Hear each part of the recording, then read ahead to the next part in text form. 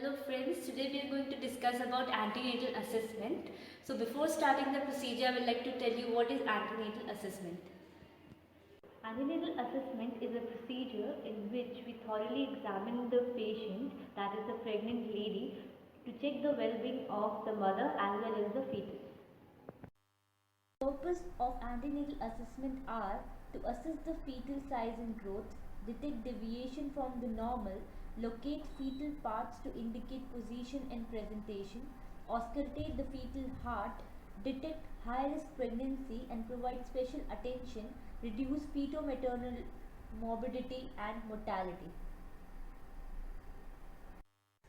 Now we'll see the pre-preparations. First is environment preparations.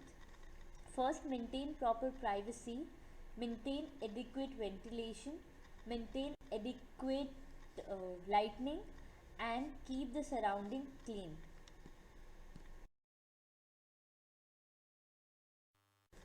Second is patient preparation. For patient preparation, first make her comfortable and ask the patient to empty her bladder. Next, we have to position the patient properly and take her consent for the examination. Last is self-preparation. For self-preparation, do proper hand washing and prepare the articles for the assessment. Article required for antenatal assessment. For general assessment, we need one stadiometer and one weighing machine. Then we'll need two clean trays. One is vital signs tray, in which we'll be having one thermometer, one stethoscope and one sphygmomanometer. Then we'll have one antenatal tray in which we'll be having one drape sheet, one torch, one measuring tape, stethoscope, a towel and a fetoscope. Next we'll move on to history collection. For history collection, the following data should be obtained from the mother and all the information should be asked. After history collection, we'll move on to head-to-toe examination and antenatal assessment.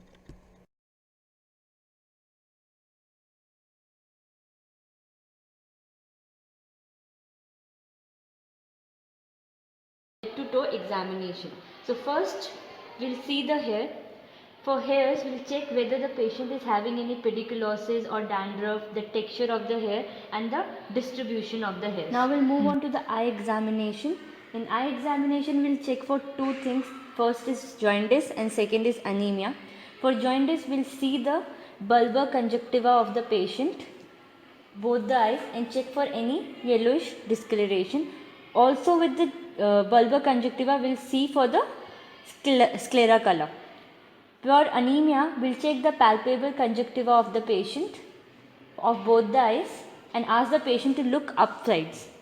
After checking for the anemia reaction, we'll go for the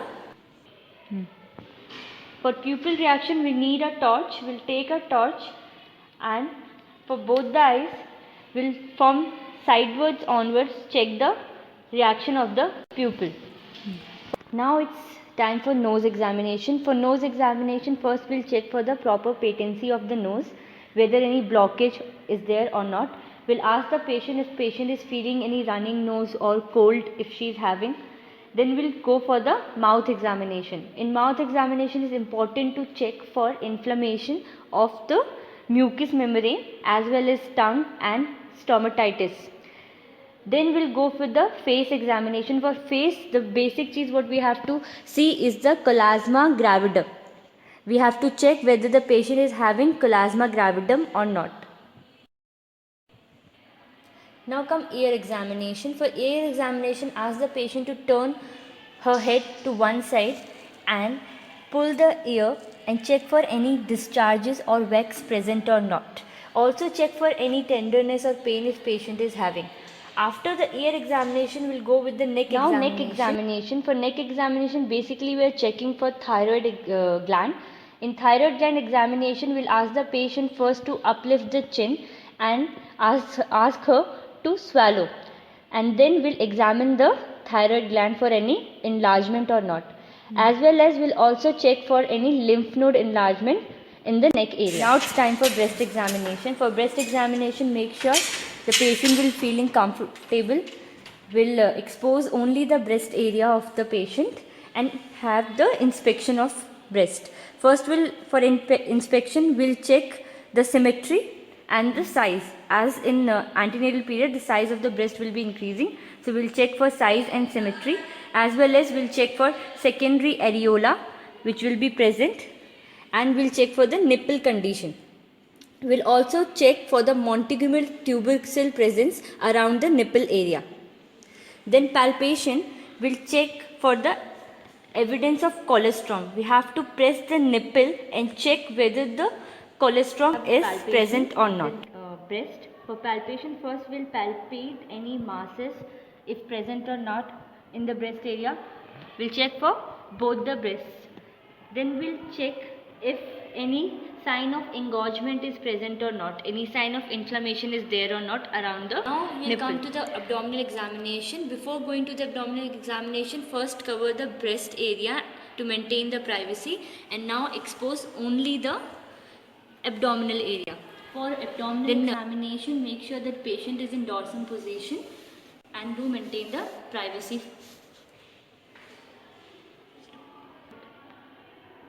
Now we'll move on to the abdominal examination. For that, expose the abdominal area of the mother. We'll start.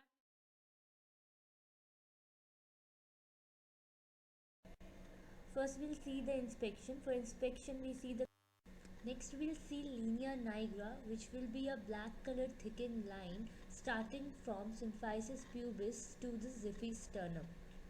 Next we'll see the stria gravidum, which will be a pinkish color stretch marks appearance on the abdomen, and we'll also see any previous scar marks if present.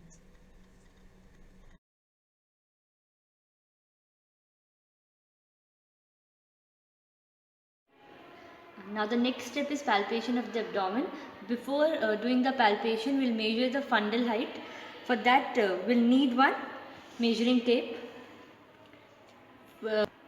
Take the left hand and with the use of ulnar border, collect all the mass, fundal mass, and put the measuring tape at the end where the fundal height is ending, and extend it to the symphysis pubis and measure it. Here it is coming as 34. So the fundal height will be 34. Proceeding further, we'll now move on to the obstetrical grips. There are 4 grips. So before doing the grips, make sure that your hands are warmed. Just make sure your hands are warm. Then do for the grips.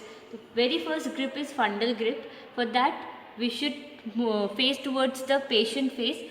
Put both your hands at the fundal area and palpate and feel which part of the fetus is at the upper pole.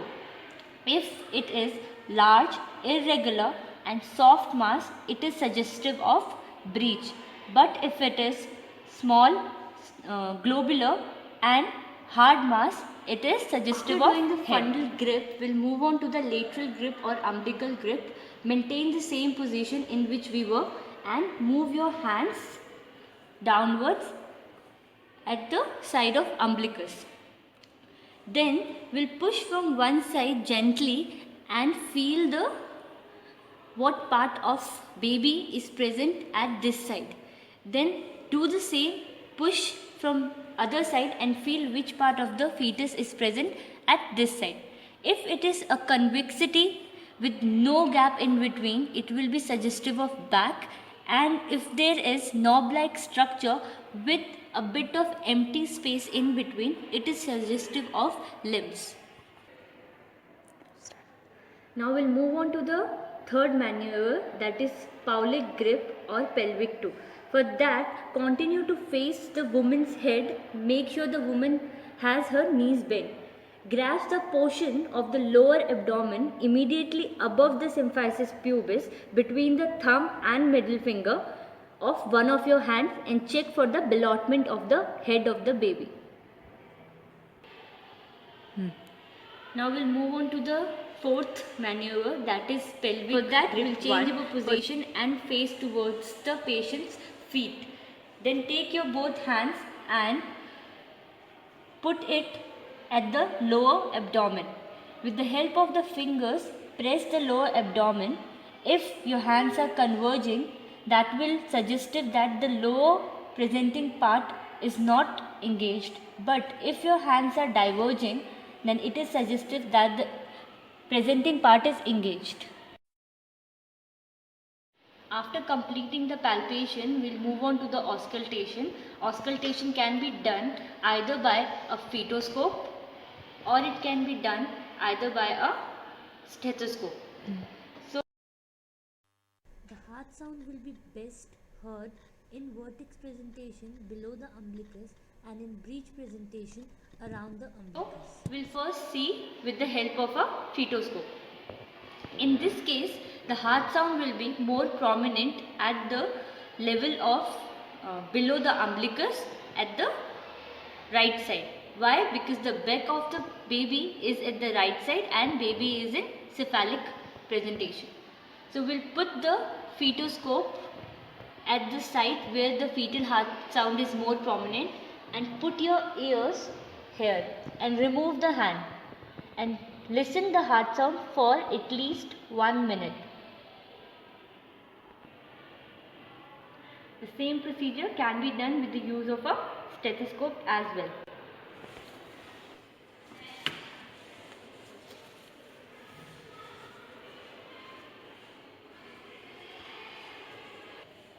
Next is extremity examination.